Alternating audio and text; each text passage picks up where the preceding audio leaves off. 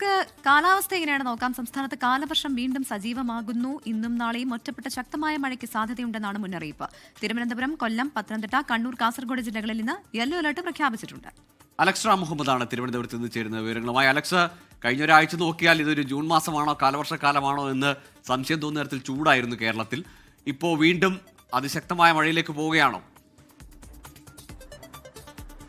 Google അത് തന്നെയാണ്. അതായത് കാലവർഷക്കാറ്റ് കേരളത്തിന് അനുകൂലമായി ശക്തി പ്രാപിക്കുന്നു എന്നാണ് കേന്ദ്ര കാലാവസ്ഥാ വകുപ്പ് പറയുന്നത്. സംസ്ഥാനത്ത് ഒരു ഇടവേളയ്ക്ക് ശേഷം വീണ്ടും കാലവർഷം സജീവമാകുമെന്നും കേന്ദ്ര കാലാവസ്ഥാ വകുപ്പ് അറിയിക്കുന്നു. പ്രത്യേകിച്ച് ഇന്നും നാളെയും സംസ്ഥാനത്ത് ഒറ്റപ്പെട്ട ശക്തമായ മഴയ്ക്ക് സാധ്യതയുണ്ട്. പലയിടങ്ങളിലും അത്തരത്തിൽ മഴ ലഭിക്കുമെന്നാണ് കേന്ദ്ര കാലാവസ്ഥാ വകുപ്പിന്റെ പ്രവചനത്തിലുള്ളത്. തിരുവനന്തപുരം, കൊല്ലം, പത്തനംതിട്ട, കണ്ണൂർ, കാസർഗോഡ് ജില്ലകളിൽ ഇന്ന് ശക്തമായ മഴയ്ക്കുള്ള സാധ്യതാ മുന്നറിയിപ്പായ യെല്ലോ അലർട്ട് പ്രഖ്യാപിച്ചിട്ടുണ്ട്. മലപ്പുറം, കോഴിക്കോട്, വയനാട്, കണ്ണൂർ, കാസർഗോഡ് ജില്ലകളിൽ നാളെ യെല്ലോ മുന്നറിയിപ്പ് നൽകിയിട്ടുണ്ട്. തിങ്കളാഴ്ച മുതൽ മഴ കനക്കുമെന്നാണ് കേന്ദ്ര കാലാവസ്ഥാ വകുപ്പ് അറിയിക്കുന്നത്. തിങ്കളാഴ്ച 12 ജില്ലകളിൽ ശക്തമായ മഴയ്ക്കുള്ള സാധ്യതാ മുന്നറിയിപ്പ് നൽകിയിട്ടുണ്ട്.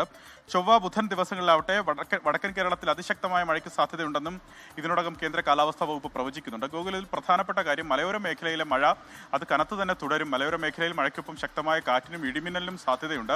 പൊതുജനങ്ങൾ ജാഗ്രത പാലിക്കണം എന്നുള്ള നിർദ്ദേശം സംസ്ഥാന ദുരന്ത നിവാരണ അതോറിറ്റി നൽകുന്നുണ്ട്. തിങ്കളാഴ്ച മുതൽ പ്രത്യേക ജാഗ്രത എല്ലാ ജില്ലകളിലും വേണം. പ്രത്യേകിച്ച് വടക്കൻ കേരളത്തിലെ ജില്ലകളിലാകട്ടെ കൂടുതലായി മഴ ലഭിക്കാനുള്ള സാധ്യതയാണ് പ്രവചിക്കുന്നത്.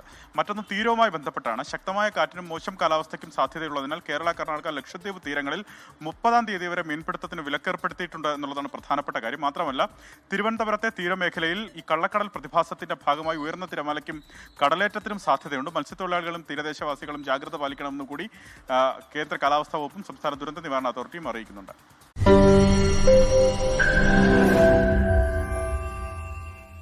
ലോകത്തെവിടെയായാലും ഏത് സമയത്തും 24 വാർത്തകളും ഓഗ്മെന്റഡ് റിയാലിറ്റി പാക്കേജുകളും എക്സ്പ്ലെയിനറുകളും വിശദമായി കാണാൻ ഞങ്ങളുടെ യൂട്യൂബ് ചാനൽ നിങ്ങൾക്ക് സബ്സ്ക്രൈബ് ചെയ്യാം.